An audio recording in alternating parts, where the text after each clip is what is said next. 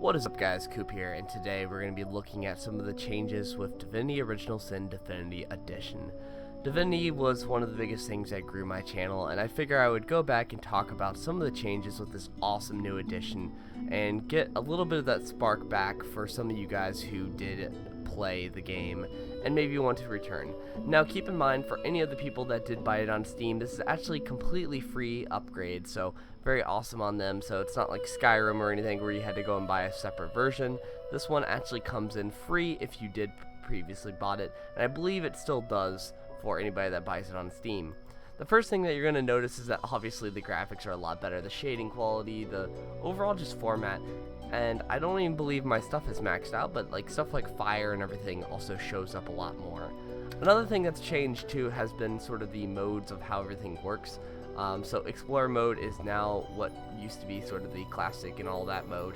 So how it goes now is story mode is at the very top. This is the easiest mode ever. It's just for people who want to just jump in and get right to the story. Explorer mode is now kind of more of the classic skill level. Classic is a little bit of the harder sort of combat and sort of the more challenge.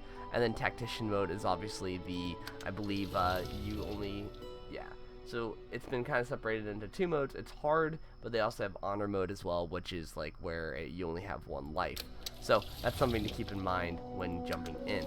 Now let's jump into Explorer mode and let me show you guys some of the graphic changes here. There's also been some new wallpapers as well. So as you guys can see here, we have sort of a new wallpaper, which is kind of awesome. It looks very sharp, I gotta say. It definitely portrays the characters a lot better now, I've noticed. Lose, however, still looks kind of different with her like white hair that she's got going on and everything.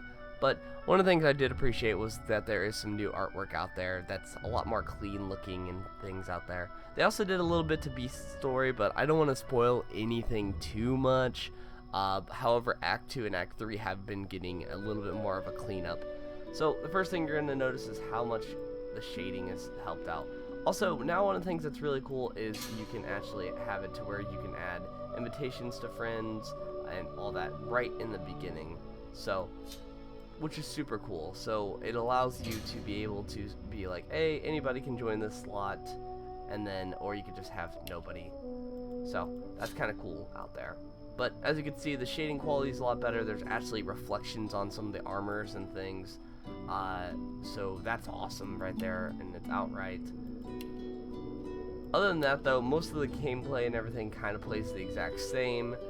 There was some balancing and reworks with some of the other stuff. I know that Summoner got a little bit of a rework, not by much, it's just some of the stuff scaling a little bit better also as well.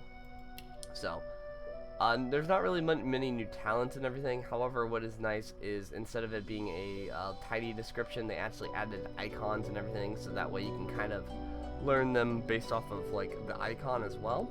So that made everything a lot more easier, especially going forward. So that was really cool to see that as well. As for the tags, nothing really changed there. Nothing really changed with the instruments as well. But it was definitely really cool seeing that they changed that up there forward. One of the things I noticed too is that the introduction has been completely redone, which is awesome. So you're actually released out of your chains now, rather than you just kind of waking up and then busting out of the sort of the harness that they give you. So that was really cool as well. As you can see though, there's a whole nother deck out here, and that's kind of interesting, which adds a little bit more to the tutorial experience, allowing you to kind of understand the game a bit better. And overall, it definitely made things a lot cleaner and awesome when you're doing your experience. Now, obviously, I don't want to fully kind of, you know, go out the way and spoil everything, but it did allow me to like learn how to do things like moving objects, which is something that they don't really fully teach you in the game, but it makes it so much more helpful later on. And there's also some animals that you can talk to use your talking to animal perk early on, and there's a lot of interactables and things along the way. However, I obviously don't want to spoil much, but let's just say that it adds a little bit more to the story and more to the tutorial experience. So I definitely enjoyed that, and it shows you like different ways of like interacting with doors and whatnot. So anyways guys, that was just a quick look at Divinity Original Sin Divinity Edition.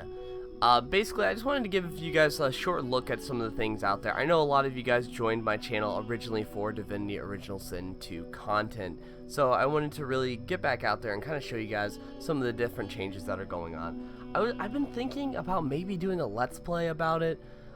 I'm unsure about it at the moment. I know I did in the past, but didn't ever follow through with it. Because that was when my channel was very young. But now that I know a lot of you guys did originally join for it, and now that I was 800 strong back in the day when I was starting to do this content, I was thinking about maybe coming back and maybe trying a Let's Play. So if you guys are actually cool with that, especially with the new coat of paint and a lot of the new story changes to 2 and 3, which definitely are some of the weaker parts that Original Sin had, that they made a lot better now, I think it'd be interesting to go out and see maybe what we could do there. But more build guides will come as well. I've been thinking about returning that anyway. Obviously, I lost all of my saves because, you know, obviously they're incompatible now with Divinity Original Sin Divinity Edition. But I've been thinking about trying that out. Maybe try some of the new mods along the way. But if you guys are actually still curious about Divinity Original Sin 2 content, just comment down below. I want to kind of get like a little bit of feedback so I know if you guys want me to continue sort of covering that stuff, or you want me to start expanding on some other stuff out there. Obviously this is a channel for you guys and for me, and I want to make sure that I can reach out to you guys as much as possible, because I know that Divinity Original Sin 2 is one of the biggest reasons that my YouTube channel has grown to where it has, and I want to make sure that you guys are happy and want to cover as many topics and things as I possibly can with this amazing game. It's one of my favorite games from last year, and I think that it, obviously with this new coat of paint and a lot of the new features and everything, it might be cool to just check it out and see what other things we could do along the way. But be sure to like, comment, subscribe. Check out the description as well. I do have a lot of really cool links for some of the things, like some of the equipment I use, and also some of the merchandise I sell, and some of my social media, so you guys can interact with me on sort of an outer level outside of YouTube. So I do hope you guys enjoy. Be sure to like, comment, subscribe, and comment down below if you guys want me to do some Divinity Original Sin 2 content again and bring it back to the channel.